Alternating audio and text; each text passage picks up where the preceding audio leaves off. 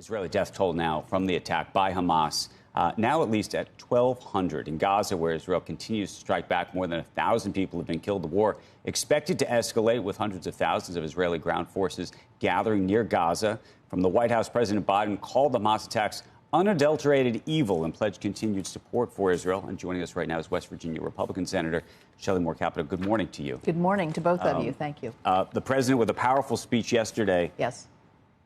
Where do you think this all goes from here, and what do you think is going to be required from Congress?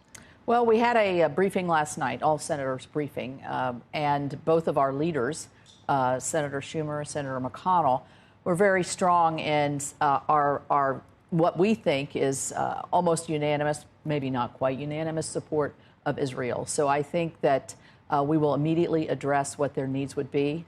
Also, certainly looking after the Americans that are still there to make sure that we're doing all that we can do and be supportive of that. I would expect once we get back that we will have a broader discussion with Israel and Ukraine, and the border being a sort of three-prong supplemental. But at that point, that's just now formulating. Okay, so we still have to figure out who's going to run the House. I know. That's going to be a big issue.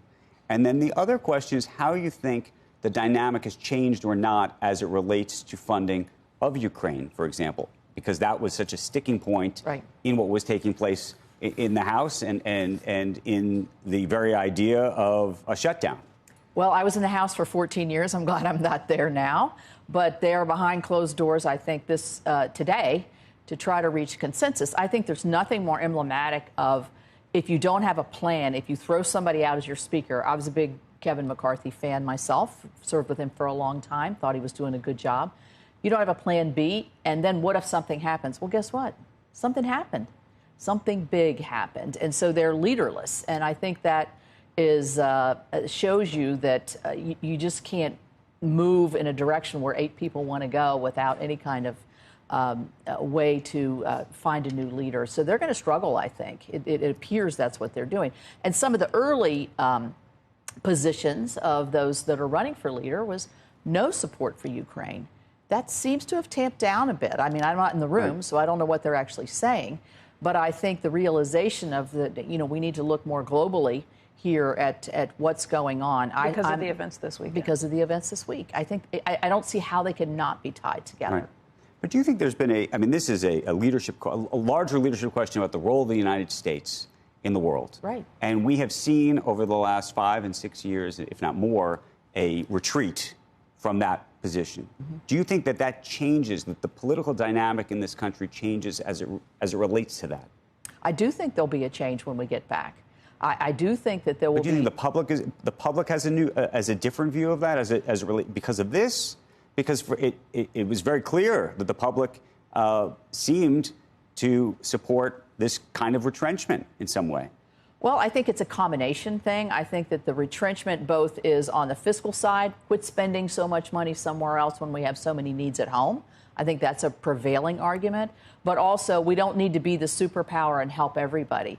But I think there's going to be a realization by the public and others. I'm from a small state that's very connected to Israel. Even though we don't have a large Jewish population, we have a lot of Christians that are very much involved and have traveled to Israel many, many times. So I think that just brings us onto a larger stage and hopefully people, but we have to explain it. I mean, you can't just assume that people are going to realize that we need to be the superpower that we are, and with that comes obligations.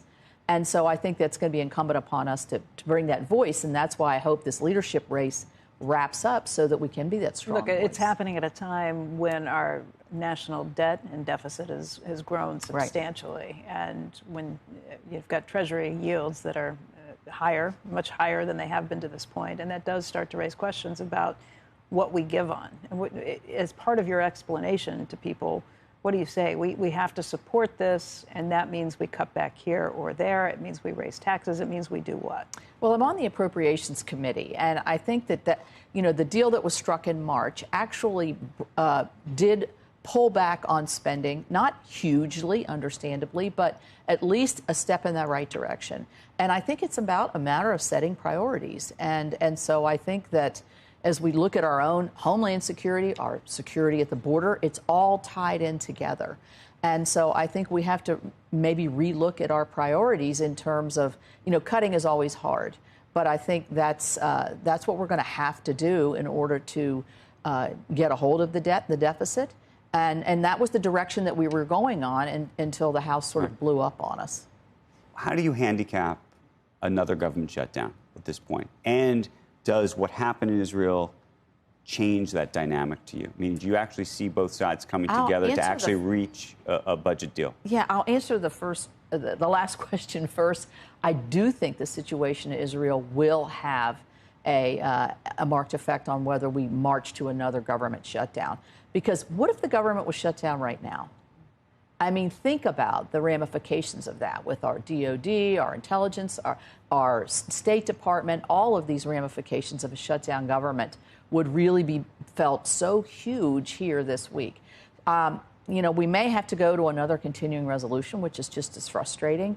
But we are set in the Senate to go up with what's called a minibus, which is 3 different bills. Hopefully we'll do that next week. We've got great leadership with Senator Collins and Senator Murray on appropriations.